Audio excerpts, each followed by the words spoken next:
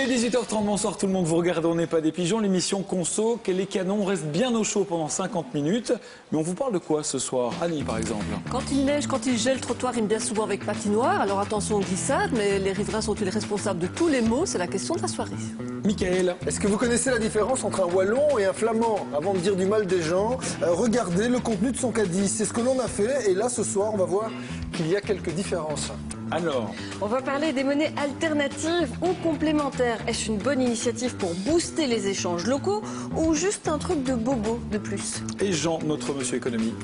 La bourse de Bruxelles a rapporté 20% l'an passé, c'est 10 à 20 fois plus qu'un compte d'épargne. Du coup, je me dis, hop, je vais en bourse. Ben non, c'est pas à faire. Eh ben, on en parle dans un instant, on lance la machine après le jingle.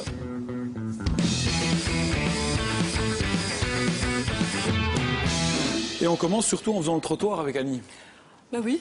Bah c'est vrai, par ce temps-là, Par ce temps-ci, vaut mieux faire gaffe. il quoi, vaut mieux hein. faire attention. Vous savez, il a neigé, c'est pas un scoop, il gèle, c'est pas un scoop, il va encore neiger, il va encore C'est geler. pas un scoop non plus. Voilà. Alors les trottoirs et les routes sont devenues bien blanches et elles sont donc devenues potentiellement dangereuses. Alors on peut faire des chutes, les chutes peuvent avoir des conséquences extrêmement dramatiques. J'ai ici un fait divers. Henri, il a 80 ans, il est tombé sur une plaque de verglas la semaine dernière. Voilà, hémorragie cérébrale, fracture du crâne, suivi d'une hémorragie cérébrale. D'accord. Il est décédé, c'était devant un car wash. Qui est responsable? Et donc la question, c'est de savoir qui est responsable des glissades, des chutes, parce qu'on sait bien que ça peut faire mal. Reportage Céline Liégeois.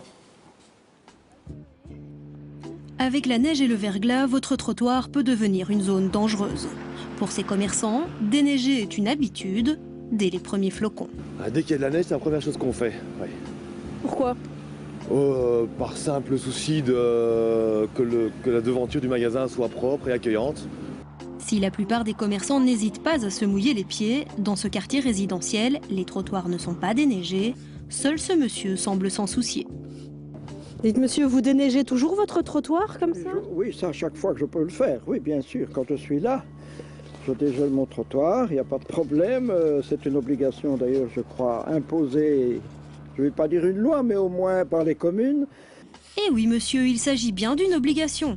La plupart des communes ont adopté un règlement qui contraint les riverains à nettoyer devant leurs portes. Le principe général du bien vivre ensemble s'impose évidemment et effectivement, comme le prévoit d'ailleurs le règlement général de police, il est nécessaire de pouvoir dégager la portion de trottoir qui est devant son habitation. Les sanctions sont rares, mais attention, en cas de chute, votre responsabilité pourrait être engagée.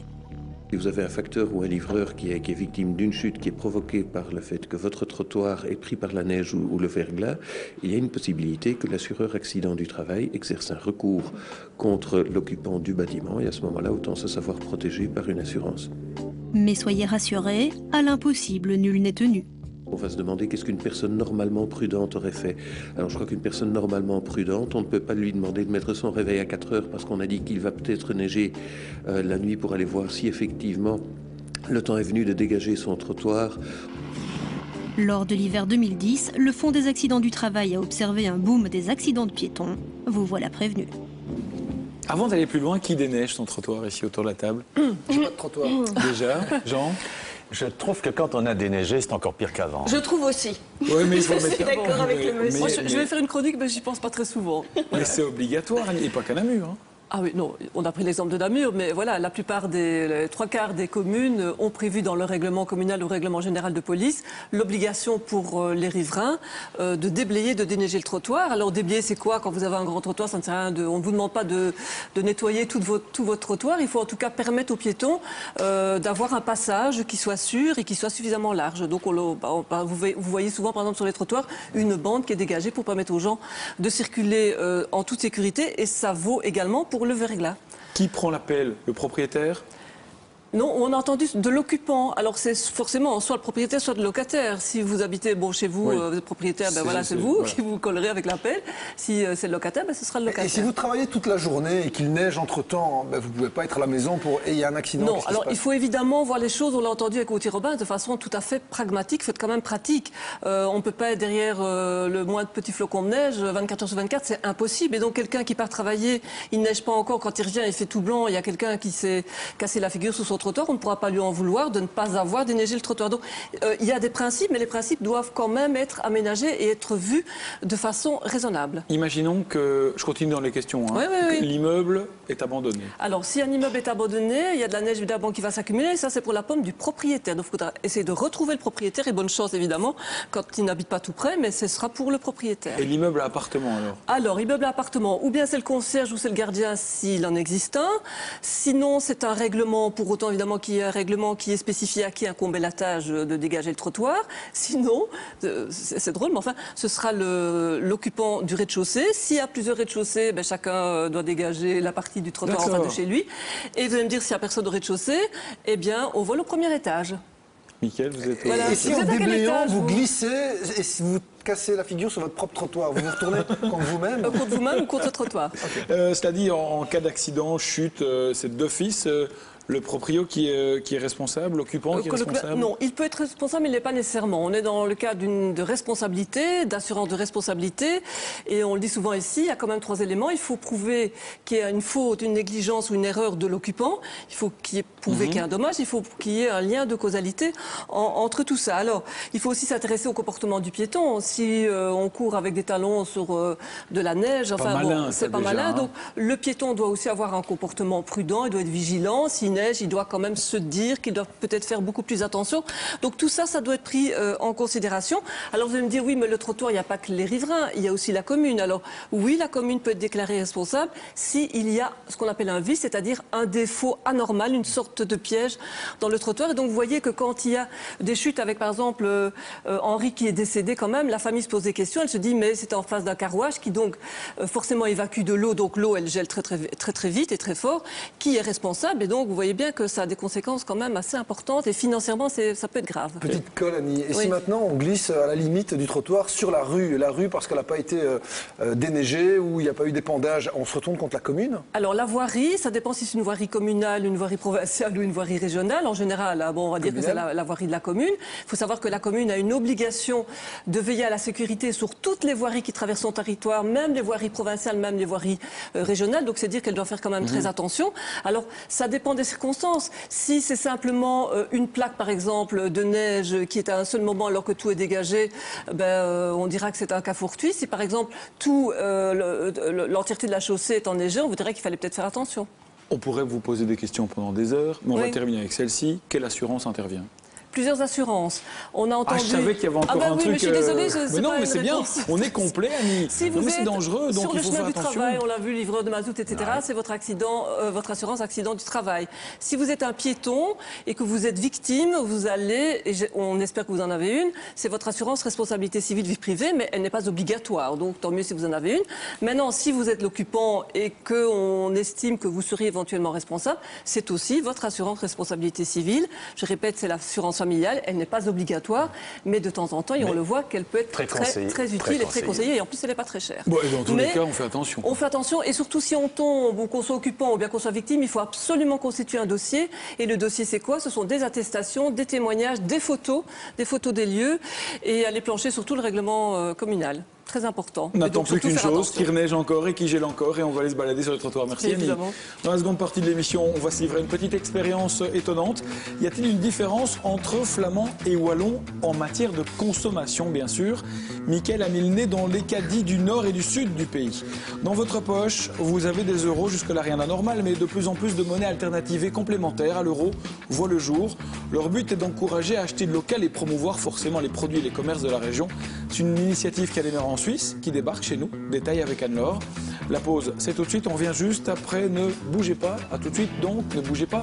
À tout de suite. Ne bougez pas. À tout de suite.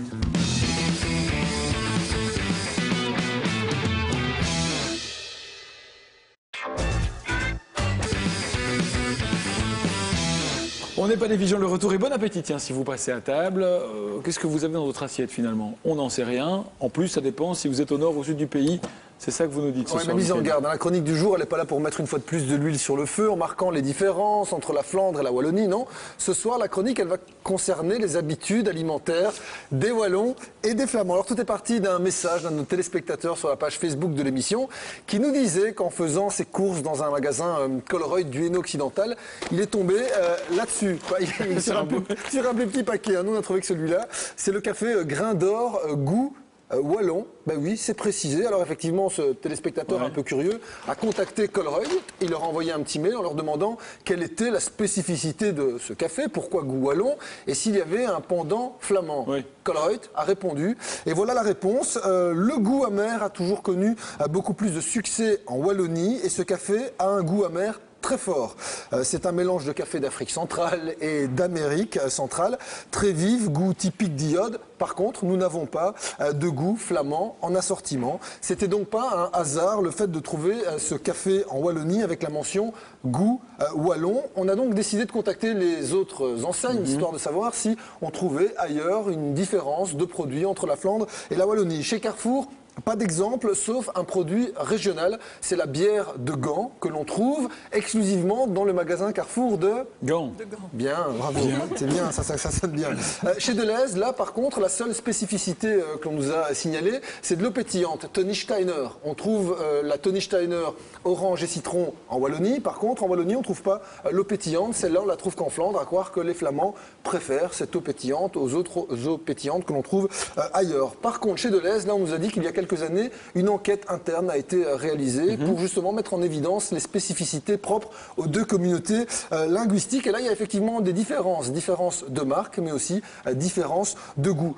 Petit quiz, on va commencer par des pâtes. Alors, je vais demander à la régie de ne pas lancer tout de suite l'image.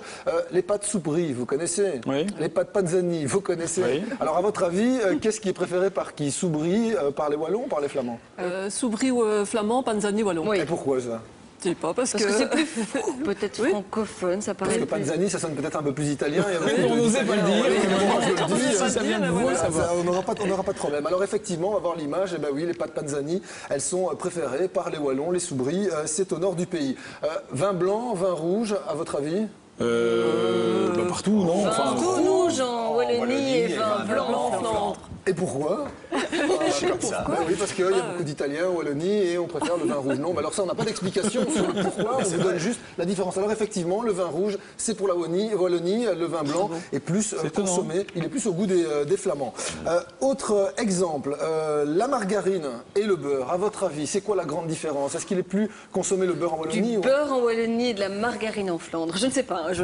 Non, le contraire. Beurre en Flandre et margarine en Wallonie. Eh bien, c'est le beurre en Wallonie et la margarine en Flandre. Bien deviné. On va passer au gouda. Oh, mais celle-là, elle est trop facile. Je ne vais pas vous la faire sous forme de quiz, donc répondez pas, je vous donne la réponse. Le gouda, il est préféré par les Flamands. Par contre, les fromages français, un peu plus raffinés, plus fins, sont une habitude de consommation wallonne. Alors là, on imagine que c'est plus une question de géographie. Le gouda, la Hollande, le fromage français.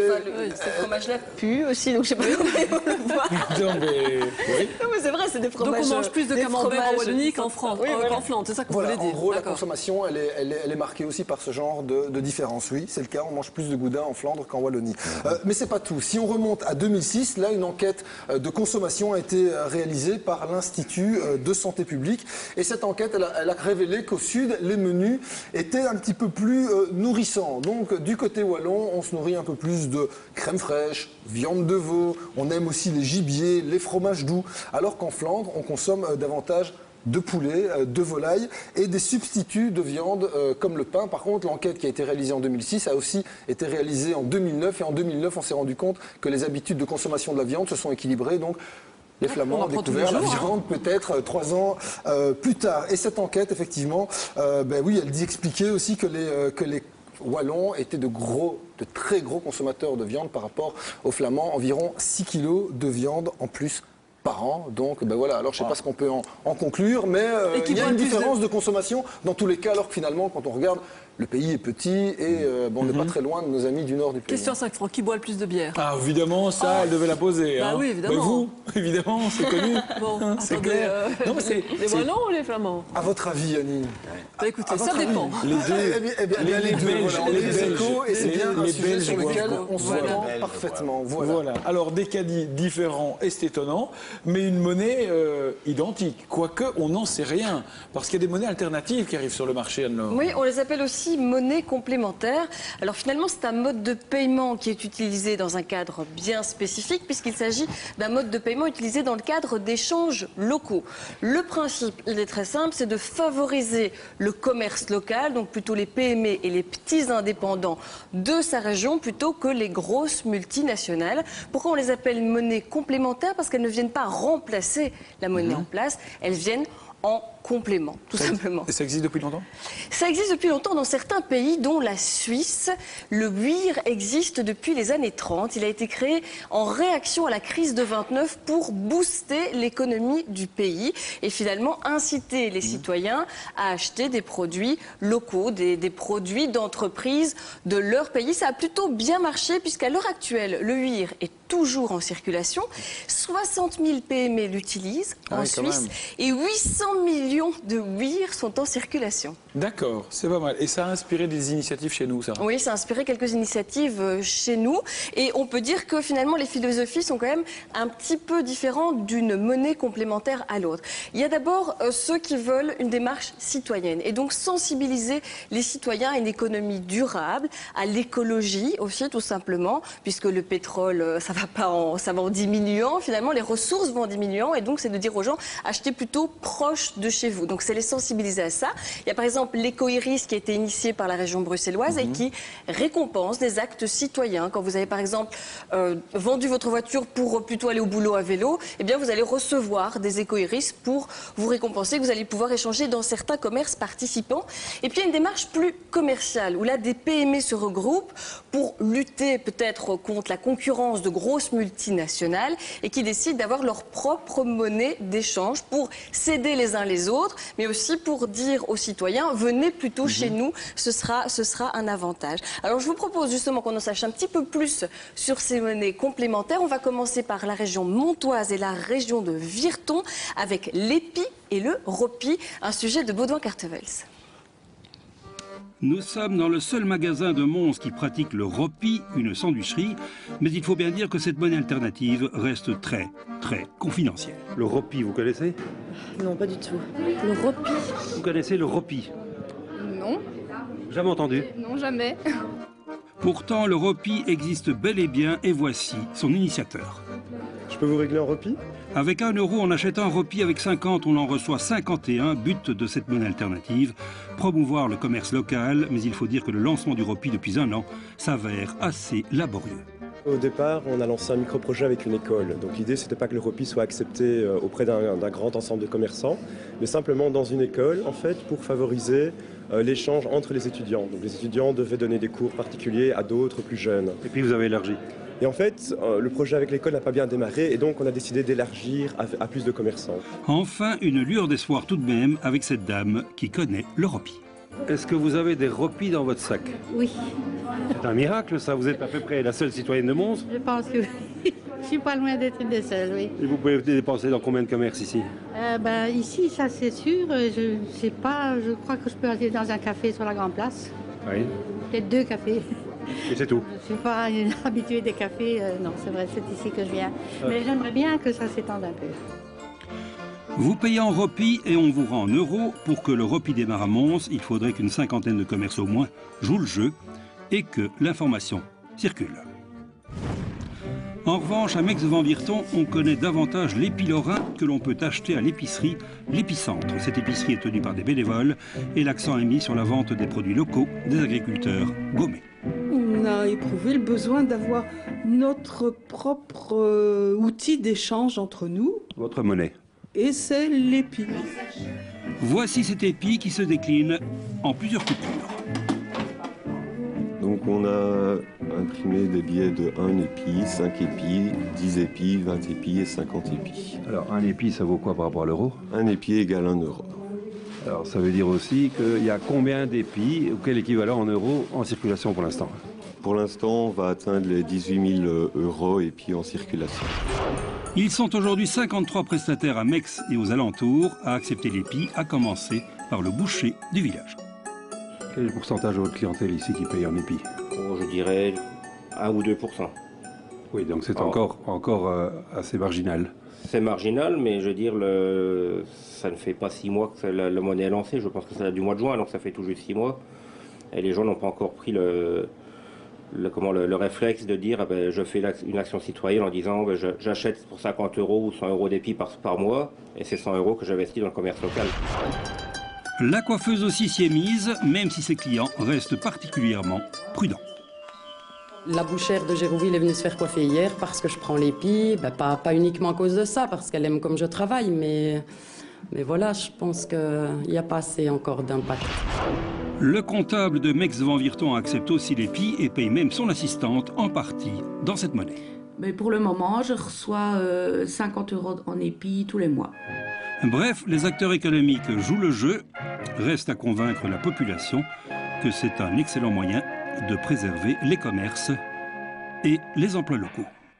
Bon, Mickaël, vous qui venez de Mons, le ropi, vous l'utilisez tous les jours. Regardez, j'ai même 6 repis avec moi. C'est pas mal. Je les échange contre 10 € si vous. Non, je les utilise pas. En fait, non, à Mons, on en parle depuis quelques temps, mais franchement, c'est la première fois que je les ai dans les mains. Maintenant, pour la petite anecdote, vous savez pourquoi ropi? Non. Vous vous êtes posé la question? Oui, évidemment. Oui, oui évidemment. Voilà. Ropi, ça vient de ropieur. À Bruxelles, vous avez Mannequin Peace. Nous, à Mons, on a le ropieur. Et le ropieur, regardez, c'est une statue. C'est un sale gamin, voilà, c'est comme ça qu'on l'appelle, qui est dans la cour de l'hôtel de ville, à quelques mètres du petit singe. Et en fait, un enfant qui met la main sous cette fontaine et qui éclabousse les passants parce que sa main est inclinée d'une certaine façon pour que l'eau... Enfin voilà, c'est de là que ça vient. Merci pour cette belle histoire, c'est le côté un peu rebelle. Voilà. Et sinon, pour l'anecdote aussi, vous savez ce qu'on dit à Mons, hein, on dit 1 ropi, 2 ropis, 5 ropis, 10... C'est logique. Voilà. Ça démarre timidement ces initiatives quand même. Ça démarre timidement, c'est vrai. Pour le ropi, environ 10 commerces participants pour le moment. Mais l'initiative est assez jeune, elle date de 2011. Donc dans 6 mois, avec la communication qu'ils mettent en place, ils espèrent avoir une 50aine de commerces. Alors le ropi, l'épi, ce n'est pas tout. On a aussi l'éco-iris en région bruxelloise, je vous en parlais, et l'éco-race du côté de Louvain. Il y en a encore plein d'autres évidemment, mais on s'attarde à ces deux-là, toujours avec Baudouin Cartefels. Le parvis Saint-Antoine à Forêt, un quartier difficile, 30% de jeunes au chômage, et ce petit café tenu par une ASBL qui s'appelle Que du Bonheur et qui adhère à l'éco-iris. S'il vous plaît. Merci. Combien vous dois-je? 15 éco-iris. Ah. S'il vous plaît. Merci. Alors, 15 éco-iris, ça vaut combien? Ça vaut 1,50 €. À l'origine de l'éco-iris, le cabinet bruxellois de l'environnement et son initiatrice qui nous explique comment ça fonctionne. En fait, l'éco-iris valorise des éco-comportements que les citoyens adoptent. Ils en apportent la preuve à la permanence et gagnent des éco-iris qu'ils peuvent alors dépenser dans les commerces locaux. Il y a 10 000 éco-iris en circulation et 400 participants dans le projet pilote de Forêt. Concrètement, vous recevrez par exemple 15 éco-iris pour l'installation de nichoirs au jardin, 25 éco-iris pour l'achat d'un vélo et la plus grosse prime, c'est 110 éco-iris, soit 11 € pour renoncer à la voiture. Actuellement, tout Bruxellois peut dépenser ses éco-iris chez 27 commerçants du Bas-de-Forêt, car il s'agit aussi de développer le commerce local. Est-ce qu'il y a beaucoup de gens qui, ici, dépensent leurs éco-iris chez vous, l'opticien? Ça commence, timidement, mais ça commence. Et qu'est-ce que vous allez faire, vous, de vos éco-iris? Les échanger aussi dans le quartier. Donc acheter en éco-iris? Exactement. L'éco-iris n'en est qu'à ses débuts et son développement dépendra de la population bruxelloise, de la pérennité des fonds de la région bruxelloise et de la participation future de sponsors privés. Cap sur Leuven où l'histoire d'un pari gagné, celui de l'Euro-Race, autre monnaie alternative dont voici le créateur. J'étais dans les affaires, dans des magasins de mobilier et j'ai fait faillite il y a 15 ans.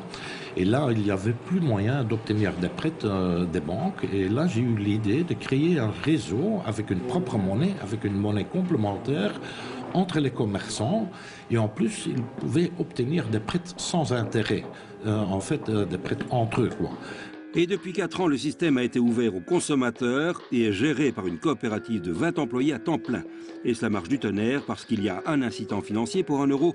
Vous recevez 10% en plus et pour 100 € 110 et même 130 pendant les fêtes. Concrètement, comment ça fonctionne? Voilà, les particuliers peuvent commander, ouvrir un compte gratuitement en ligne. 3 jours après, la carte de paiement sera envoyée par poste. l'ouverture et la gestion du compte est complètement gratuit pour le consommateur. Et après, dès qu'il a reçu sa carte, il peut recharger, télécharger sa carte en ligne.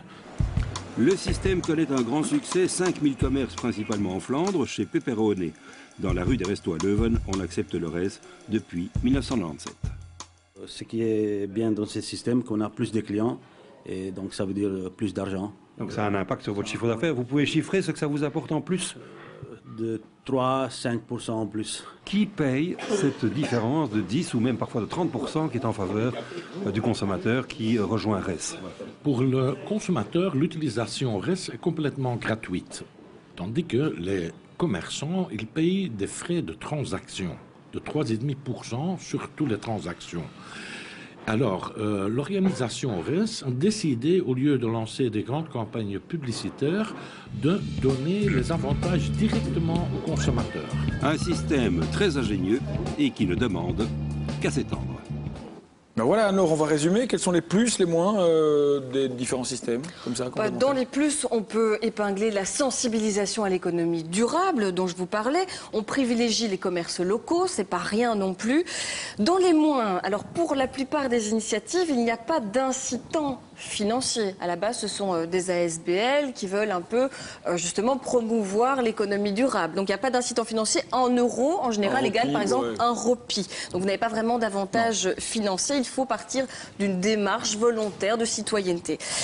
Peu de commerces affiliés. On l'a vu quand même, hein, une vingtaine de commerces pour l'éco-iris, une dizaine pour l'instant pour le ROPI. Et puis une mauvaise circulation de la monnaie. Et la chaîne est régulièrement brisée. Pourquoi vous donnez un ROPI, vous donnez des ROPI, on vous rend l'argent en euros. Oui, c'est vrai. Donc la monnaie ne circule pas suffisamment pour que le système soit efficace. Et puis je vais même vous ajouter quelque chose. Finalement, les initiatives de ce genre se multiplient, mais finissent par se marcher sur les pieds aussi. Quand on voit qu'il y a le ROPI à Mons et qu'à Ath, il y a une autre monnaie complémentaire, ben finalement, géographiquement, ils n'ont pas beaucoup la possibilité de s'étendre. Donc on se demande pourquoi ils ne se regroupent pas en une seule monnaie. Je ne sais pas, par exemple, une monnaie complémentaire wallonne, bruxelloise, flamande, voire nationale, pourquoi pas, qui permettrait alors vraiment de faire circuler cette monnaie et sans doute d'être plus efficace. On peut dire que seul RES sort son épingle du jeu finalement. Et pourquoi ça marche mieux ça? Pourquoi ça marche mieux? D'abord parce qu'il y a un incitant financier. On l'a vu, 10%. Quand pour 1 euro, vous avez 10 RES. Donc c'est vrai que ça, vous avez 10% de réduction partout où vous allez. L'initiative fonctionnait entre commerçants avant d'être étendue aux particuliers. Donc les commerçants échangeaient déjà entre eux cette monnaie. Donc elle était déjà en circulation. 5000 commerces affiliés. Évidemment, ça vous donne plus de possibilités d'échanger vos RES. Et puis c'est un système de cartes, donc pas de monnaie. C'est beaucoup plus facile. Vous avez ça dans votre portefeuille. Ça fonctionne dans les terminaux Banque Contact et ça fonctionne via un compte RES. Attention, ça marche tellement bien que le gouvernement a limité à 150 RES sur votre compte.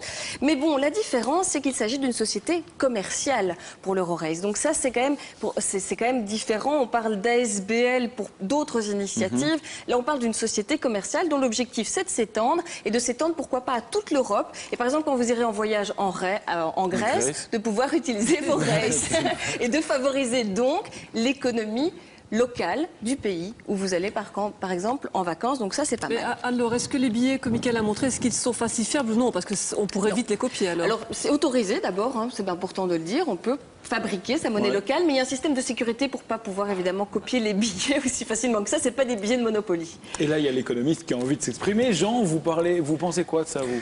Mais l'expression est floue évidemment, monnaie alternative. Ce ne sont pas de vraies monnaies parce que d'abord le principe même de la monnaie c'est qu'on peut les changer. Il est hors de question, évidemment, avec des éco-iris, d'aller chez mon copain Montois et de dire, tiens, combien de plus. Ceci dit, on pourrait se mettre d'accord, mais c'est un système parallèle.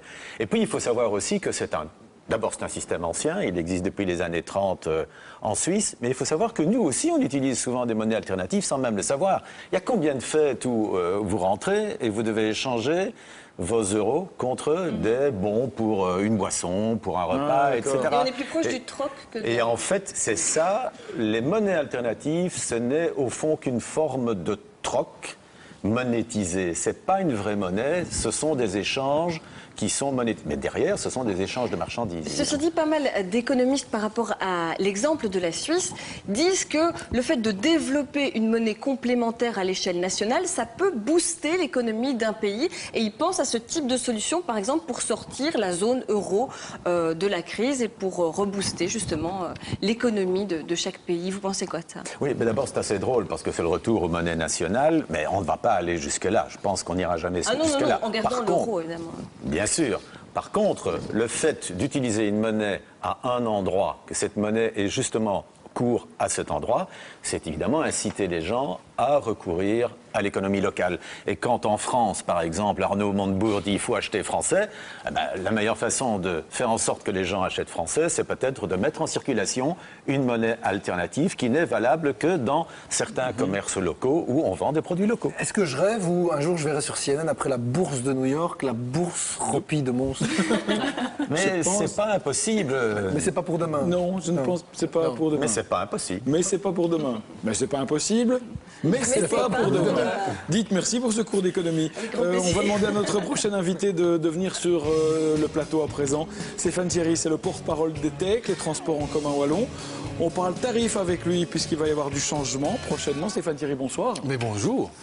Alors d'abord une question, est-ce que ça roule pour l'instant c'est difficile, les bus. C'était glissant aujourd'hui. Ouais, il y avait du verglas partout, donc les bus sont parfois partis en travers, mais on a assuré le service. Et une autre question, est-ce que vous prenez les repis? Ah, ça sera pour une autre réforme tarifaire. Ça alors, pas si pour vous êtes là, c'est pour parler de réforme tarifaire. Justement, le 1er février prochain, un peu comme tous les 1er février, les tarifs augmentent.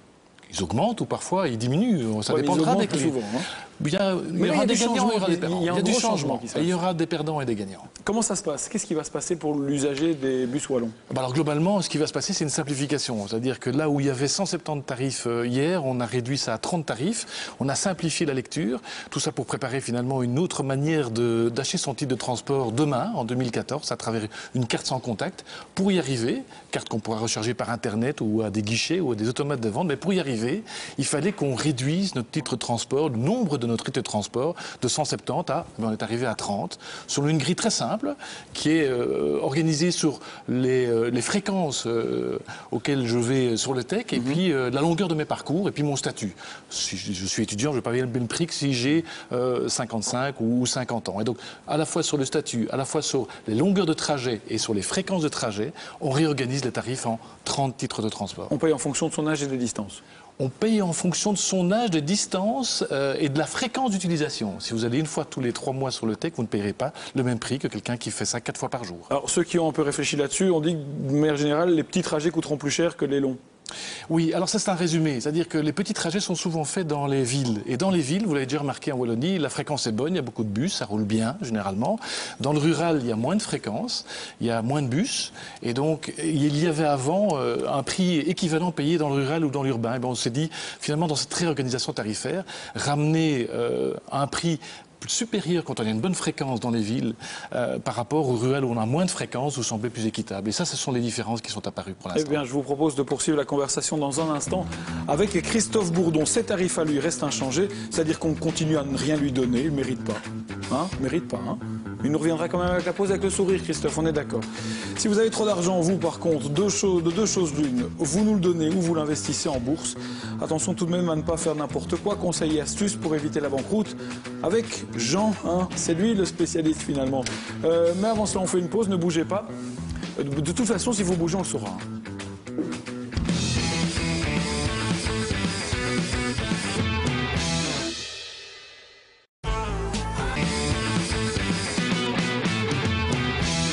Troisième et dernière partie d'On n'est pas des pigeons. Merci de nous rejoindre si c'est votre cas. Dans l'immédiat, je vous propose le face-à-face. Ce soir, Christophe Bourdon reçoit Stéphane Thierry. C'est le porte-parole d'ETEC. Il a 3 minutes pour nous convaincre que si le prix du bus augmente, c'est pour un mieux. Bonne chance.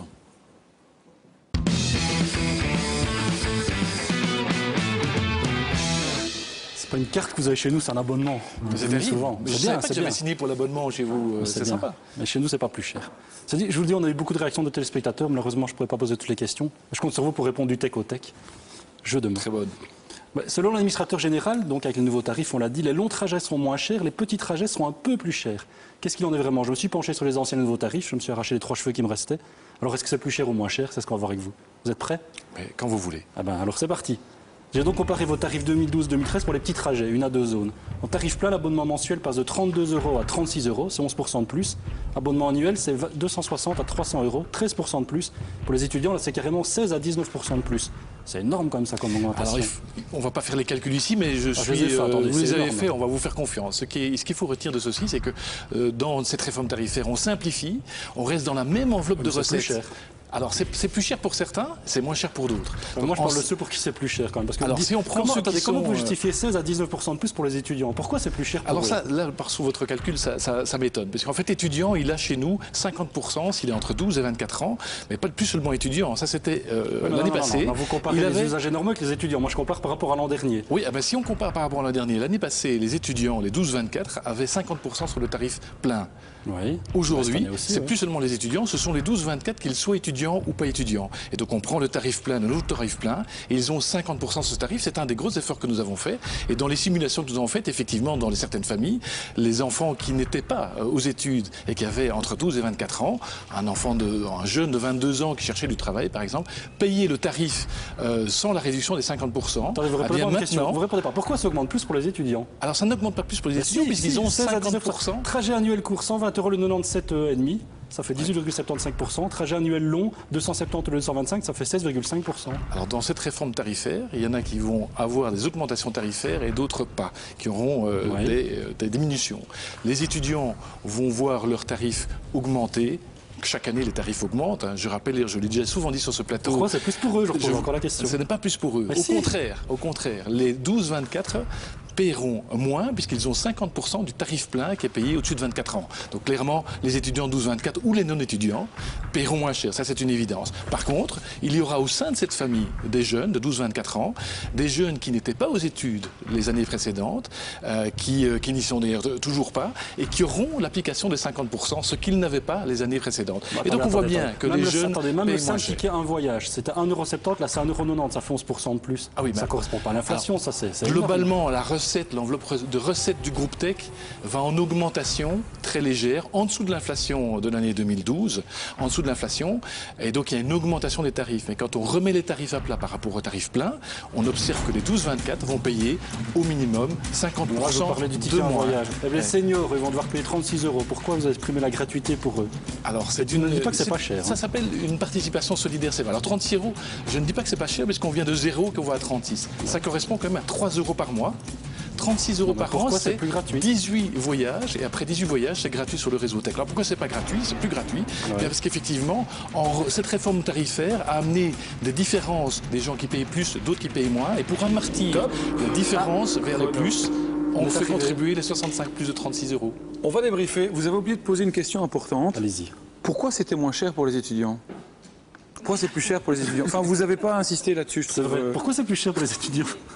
On va débriefer en plateau. Annie, Anne-Laure, une réaction plutôt? Je vais lire les 330 pages que doit contenir ce dossier sur l'augmentation ou pas des tarifs Tech. Ça a l'air compliqué quand même, comme ça. On retient qu'il y a une augmentation régulière chaque année et que cette fois-ci, on a l'impression qu'on nous l'emballe en disant qu'on a tout modifié. Le but, c'est pour changer en système qui, en 2014, permettra de passer d'un transport à l'autre, finalement. Oui, c'est vrai que grâce à ça, on va pouvoir, je l'ai prise avec moi d'ailleurs, dans l'avenir, pouvoir mettre son titre de transport sur une carte transport qui sera valable sur la STIP de l'Aisne et SNCB et OTEC bien entendu. Donc on pourra mettre tous les titres de transport, aussi du cambio, du vélo, des concerts, bus plus concerts. Donc ça c'est une simplification très claire. Pour y arriver, nous devions revoir notre grille tarifaire, notre gamme tarifaire pour la simplifier puisqu'on venait de 170 tarifs et on arrive à 30. Alors c'est vrai qu'en 3 minutes, répondre à cette simplification, c'est difficile. On a l'impression que c'est plus compliqué alors qu'en fait c'est plus simple. Compliqué, mais effectivement, on a simplifié et on a fait en sorte aussi de ne pas faire, par l'intermédiaire de cette réforme tarifaire, une augmentation de nos recettes. Nos recettes vont globalement augmenter d'1,5% par rapport à l'année passée. Et le carburant coûte plus cher, les salaires coûtent plus cher, le matériel coûte plus cher. Il faut indexer les prix, c'est une obligation, dans une mesure tolérable. L'inflation l'année passée, c'était 2,26%. On aura augmenté globalement de 1,5. Et dans cette réforme, il y aura des gens qui paieront un peu plus, un peu moins, mais dans une enveloppe de recettes qui reste la même. Ça, c'est important de le savoir. Une lisibilité des transports qui est plus facile au niveau des titres. Ah, si tout le monde s'il y a une carte. Et bientôt, 2014, une carte où on pourra loger son contrat de transport. Nickel. Mais pourquoi les étudiants? Ah oui, mais sans les étudiants, mais je reprends le calcul avec Christophe Bourdon, parce que ils ont 50%, c'est sûr. En tout cas, merci d'avoir joué le jeu. À bientôt peut-être.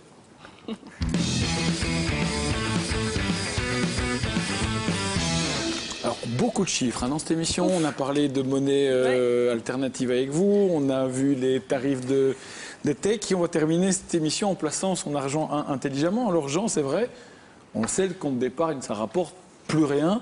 J'ai plutôt envie de mettre mes petites épargnes en bourse. Là, au moins, l'impression que ça va un peu mieux. C'est ça qu'il faut faire, non ? Oui, c'est l'impression qu'on a, mais ce n'est pas du tout ce qu'il faut conseiller. Alors, si je prends votre exemple, Sébastien, vous êtes jeune, beau, et vous piaffez comme un jeune et talent fougueux. C'est moi. Et, voilà, et vous dites, mais oui, bien sûr, je vais mettre mon argent en bourse, alors que sur mon compte d'épargne, j'ai 10, 15, peut-être même 20 fois moins. Eh ben non, c'est pas comme ça que ça fonctionne. Voilà. D'accord. Pourtant, quand on regarde bien la bourse, et c'est ce qu'on fait tous les jours, on voit Tokyo, plus 23%, Francfort, plus 20%, ça marche bien. Je sais, mais ça, c'était l'an passé. Donc le métro, il est passé, et le métro, on ne peut pas courir derrière. On peut prendre le suivant, les métros, il y en a plein. Oui, mais on ne sait pas qui sera dans le métro. On ne sait pas si ce sera le taureau ou l'ours. Alors, vous dites, le taureau ou l'ours, qu'est-ce que ça veut dire? Eh bien, un ours dans le métro. En fait, les Américains utilisent cette expression. Une année taureau, une année boursière taureau, c'est une année où la bourse monte. Une année boursière ours, c'est une année où la bourse recule. Donc, on ne sait pas ce qu'il y aura dans le métro. On ne sait pas si ça va monter ou si ça va baisser. L'investissement en bourse, c'est forcément quelque chose de risqué. Il faut bien le comprendre, c'est risqué. Et la meilleure façon d'éliminer le risque, eh bien, c'est de jouer sur le temps. Et donc, l'investissement en bourse, c'est un investissement à long terme. Ça n'a rien à voir avec le compte d'épargne, évidemment. D'accord. Il faut avoir un peu de temps, effectivement. Et on fait une différence entre épargne et placement? Oui. Mais avant ça, on a un petit tableau qu'on peut peut-être montrer, où on voit ce qu'a donné la bourse en 2012. Alors, regardez bien ce qu'elle a donné l'année précédente. Si vous prenez l'exemple de Paris, plus 15%, comme c'est magnifique. Mais c'était moins 17 l'année d'avant. Donc, finalement, on est dans le rouge. Si je prends la bourse de Bruxelles, plus 20% l'an passé, moins 16 l'année précédente, c'est jamais que plus 4% sur 2 ans. C'est pas grand-chose. Ça ramène quand même les chiffres à un niveau beaucoup plus terre à terre et beaucoup plus nuancé. Alors si je reviens sur votre question, c'était quoi encore votre question? Épargne et placement, différence. Oui, voilà, épargne et placement, eh bien sûr, c'est pas du tout la même chose. On a d'une part l'épargne, on a d'autre part le placement. Et là aussi, on a un petit tableau. Si vous avez de l'épargne, c'est de l'argent en cas de coup dur, vous le laissez sur votre compte d'épargne. Si vous voulez faire des placements, ça à plus long terme, eh bien là, vous pouvez envisager d'aller vers des obligations et des actions. Mais on ne met pas tout en bourse, on ne met pas tout en actions. On met une partie en obligations, on met une partie. Et en action, on doit tenir compte du fait que s'il y a eu les 20%, le reste, on peut très bien ne pas les avoir, mais il y a aussi un rendement en bourse. Et il y a beaucoup de gens qui oublient ça, mais en fait, si j'achète une action, eh bien, chaque année, elle donne un dividende. Le cours monte et descend, mais chaque année, j'ai un dividende qui est en moyenne de 3%. Donc, rien que le simple fait d'avoir acheté une action, ça rapporte déjà plus. Donc, il ne faut pas vendre spécialement pour toucher de l'argent. Pas du tout. Il y a ce qu'on appelle un dividende, et ce dividende, c'est le rendement de l'action. Et de toute façon, quand on place, vous dites c'est à long terme, donc c'est 5 ans, 8 ans, des choses comme ça. Ça peut être... On dit plutôt 7 à 10. 7 à 10. 7 à 10 ans. Et donc, ça veut dire qu'il faut laisser l'argent cette durée-là, sinon on perd des sous chaque fois qu'on retire l'argent qui a été placé. Pas forcément, parce qu'on peut gagner beaucoup d'argent sur un an, on l'a vu, c'était le cas l'an dernier, mais on peut perdre aussi, et c'était l'année précédente, si on se limite à la bourse de Bruxelles, donc ça fluctue très très fort, mais plus le temps passe, plus on réduit le risque. Et là, on a encore un petit tableau qui va venir et qui va expliquer comment ça fonctionne, obligations et actions. Donc, il faut diversifier ses placements. Donc, on a vu une manière de réduire le risque, c'est évidemment de faire du temps un ami. Et deuxièmement, de diversifier, obligations, actions. Et puis vous avez vu, il y a toute une série de devises à dire, tiens, il n'y a pas de ROPI, il n'y a pas de... Non, enfin, bon, non, il n'y a pas. Mais il faut évidemment travailler sur différentes devises. Encore une fois, on essaye de diversifier pour réduire le risque. Pour se planter, quoi. Oui, l'ennemi en bourse, c'est évidemment le risque. Et donc, il faut le dominer. Et peut-être un petit mot pour conclure. Oui. C'est qu'il y a beaucoup de gens qui disent, oh mon Dieu, comme c'est dommage, j'aurais bien voulu avoir les 20% en bourse l'an passé. Eh bien, il y a beaucoup de gens qui les ont eus sans même le savoir.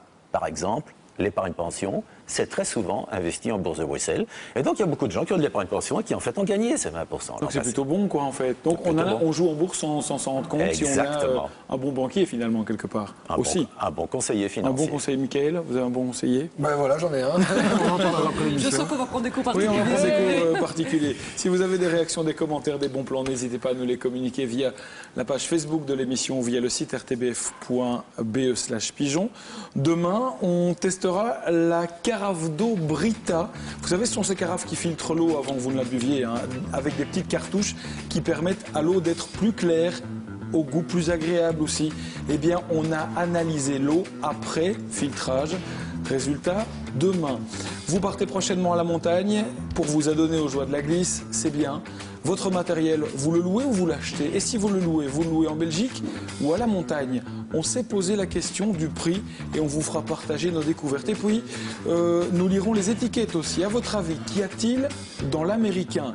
On a tendance à dire du bœuf, bien sûr, à 100%. Eh bien non, surprise à découvrir sur les étiquettes. Donc demain à partir de 18h30.